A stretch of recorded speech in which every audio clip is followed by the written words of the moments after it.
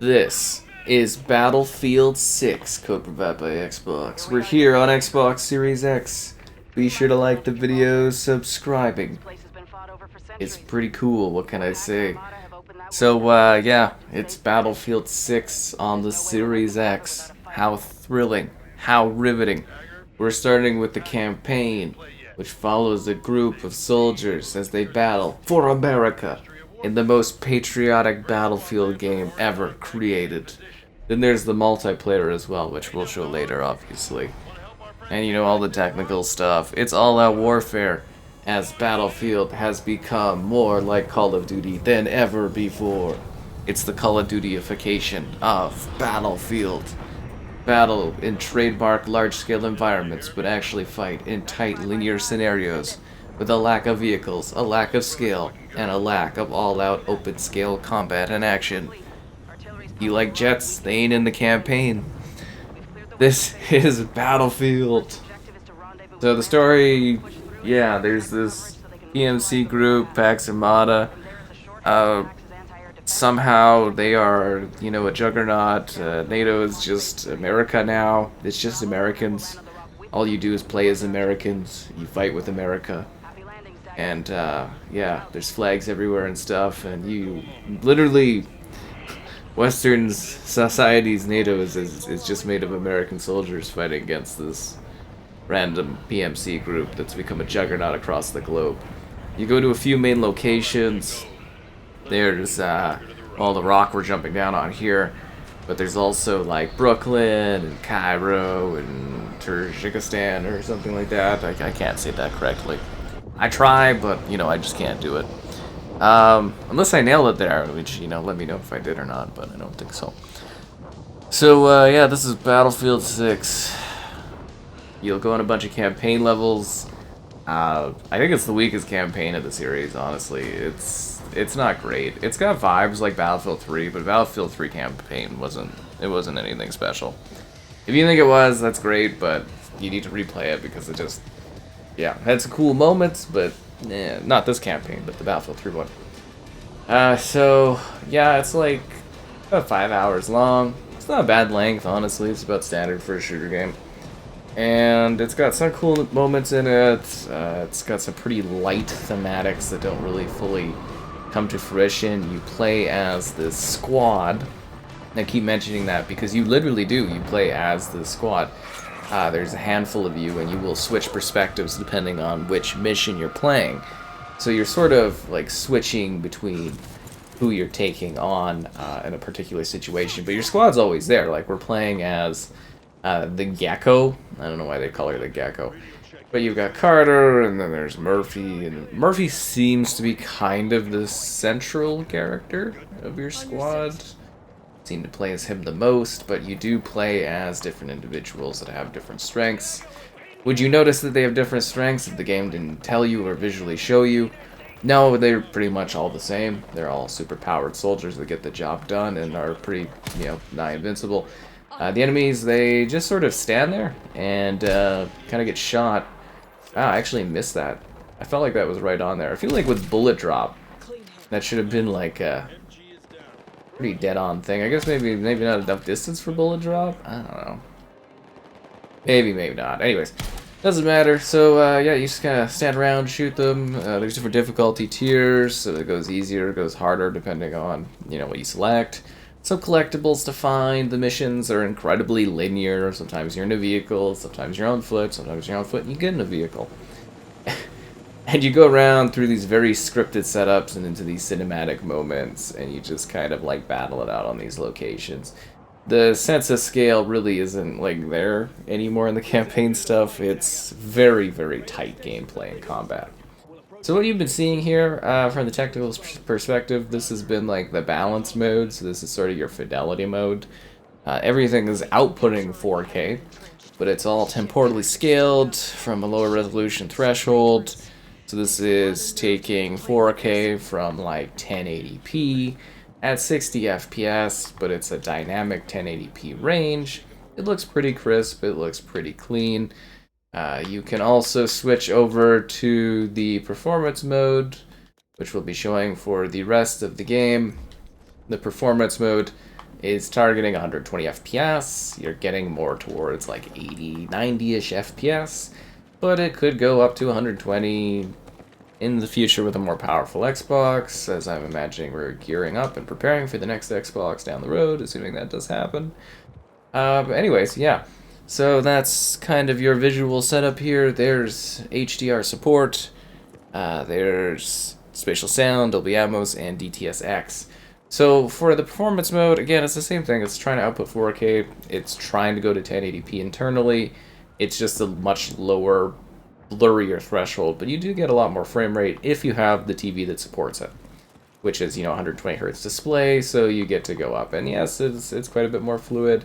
Is it perfect? No, it's not entirely perfect in that regard, but yeah, you do get some extra frames, and it does feel good enough that you should, if you have it, go for it. For the, I would say for the multiplayer, I would definitely say that for like the single player, I think you're better off kind of going for fidelity and just getting a little bit of a better visual. It doesn't really matter though, because a lot of the gameplay isn't really gameplay. It's like pre-rendered cinematics, which are kind of jarring as the game sort of shifts awkwardly between them. It's a very unclean visual transition between segments, which is kind of weird, because usually Battlefield's actually pretty great with that historically, and in this game it's just, it's a little buggy, it's a little sloppy. That's a big thing with the campaign, is it feels really, it feels sloppy, is honestly the thing. Like, there's some good ideas, there's some interesting concepts. It's a neat idea. And it's really cool too. There's like cross progression, cross play, but like if you play on the PlayStation 5, like I did, the PlayStation 5 Pro, just because it's a better experience in many ways and much better overall. You actually can sign in on Xbox afterwards, and you get all of your achievements and stuff will just pop, which is kind of cool. So yeah, that's kind of a benefit if you're kind of moving on and stuff. It's a helpful thing to have. There's also some other settings I wanted to highlight.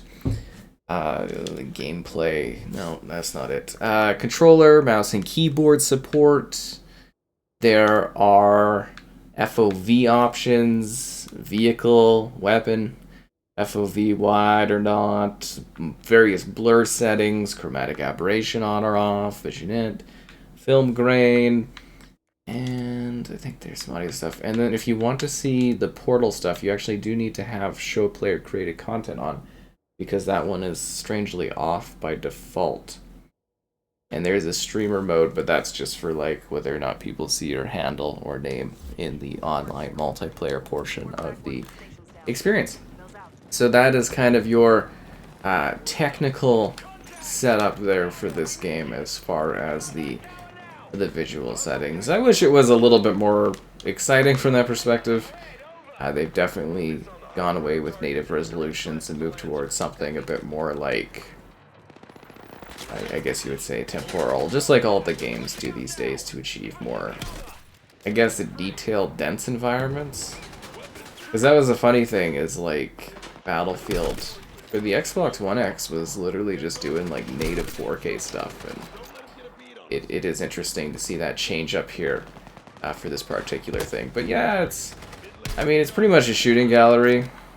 I'm trying to like shoot more technically here, but you can just like eviscerate these guys. They just stand around and take it. Like, the AI isn't it isn't very bright, and yeah, the campaign's just kind of like, it's really just a going through the motions kind of thing. I don't know, maybe you'll have more fun with it than I did, but I was just kind of like, And it's like the characters kind of forgettable, honestly. I think down the road you're not going to be able to remember the characters' kind of names and stuff like that. Oh, and it's prone to crashing, or that could just be my Series X crashing. I don't know.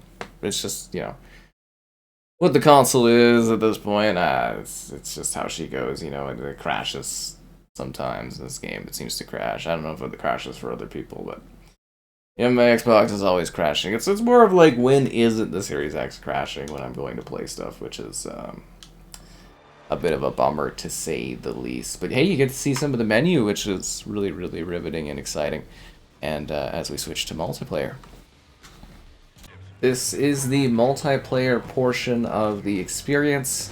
We are playing with the performance mode, in case you missed the technical details that we talked about in the first video section there. I should really grab just a vehicle. I mean, I was trying to grab like a tank thing, but anyways, we're playing on the best map in the game, which is Firestorm, which is a map that returned from an earlier battlefield.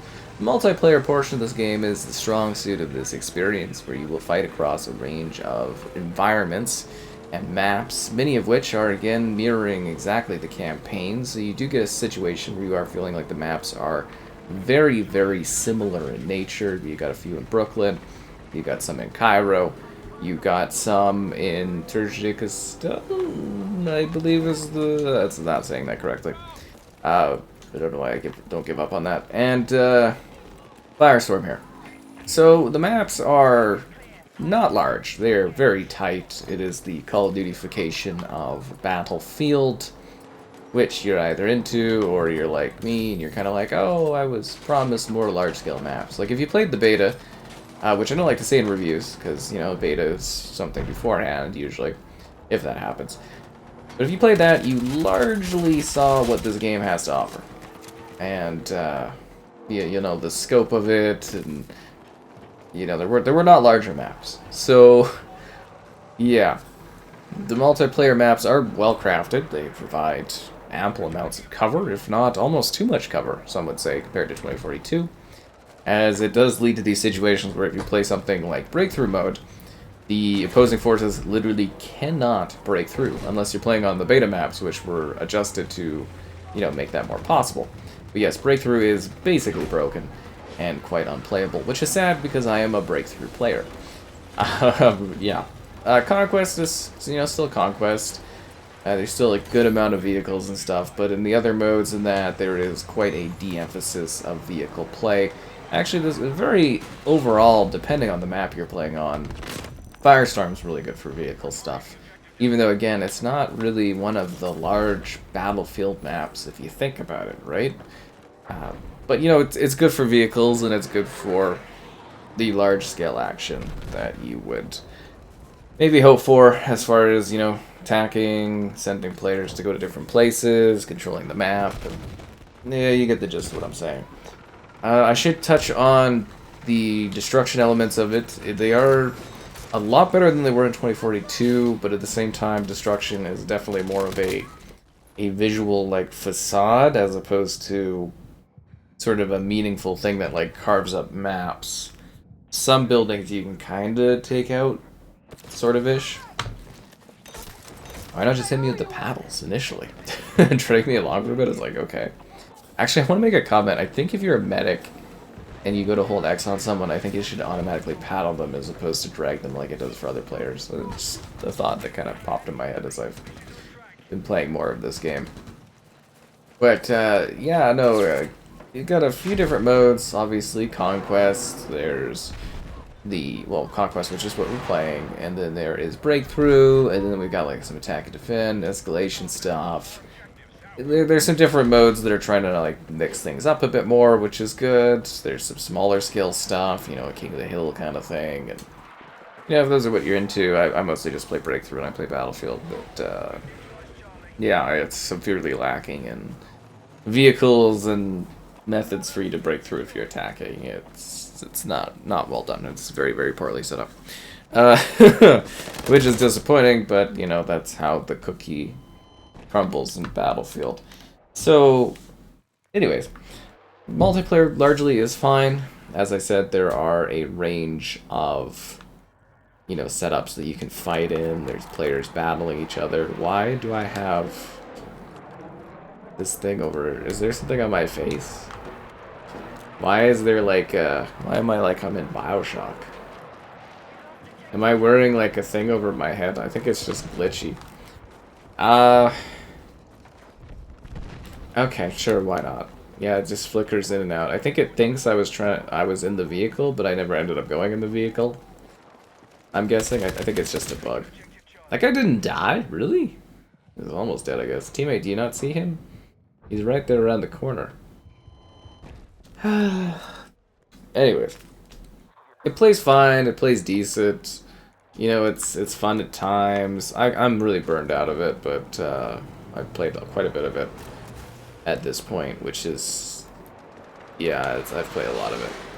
And I've seen all the maps and stuff, and I think a big issue is, why is it still doing this with the Bioshock thing? I feel like you're playing in the same areas because you don't really progress in the breakthrough maps when you play them, and the maps are largely the same aesthetically and vibe-wise. They've got different things and different carvings, but you know, you're in Brooklyn across a few different maps, so it's sort of like they all kind of blurs together. And that makes it just feel a lot less distinct compared to other Battlefield games, which had much larger scale in terms of the maps, but also more variation in the maps and where you were headed, where you were fighting, and the setup of those maps.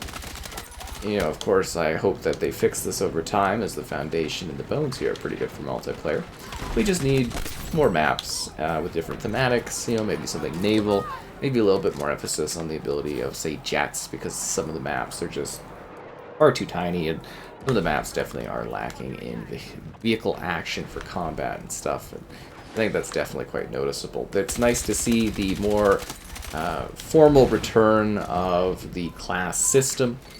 You work within the foundations of your particular chosen class. There's lots of different vehicles you can kind of adjust yourself to. As far as customization, you know, you can change the looks of those, but you can also mirror that and change the looks of your character. And then, of course, do in-depth adjustments to, say, your guns or weapons or tools in this game. And as you level and do different assignments and whatnot, you will unlock more tools and more gadgets and more things to customize your weapon with, which is quite nice. So yeah, attachments, skins, decals, you know, all that kind of usual stuff. But yeah, I'm hoping we do see an influx of content that just kind of expands the scope of this Battlefield. As, let's be real here, the multiplayer is what really matters in Battlefield. It's just, yeah, I definitely miss that sense of large-scale action that I was so familiar with for so many years in this franchise.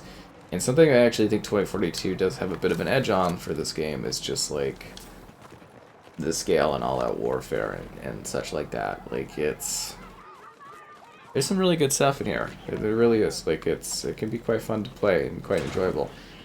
It's mostly, like, the series losing a little bit of its identity, which is kind of a bit troublesome and disappointing if you are a big Battlefield fan, as you do kind of ponder with them trying to work towards being like an annual series and stuff like that. Is this going to spell the end of like the way we usually are used to how the series runs?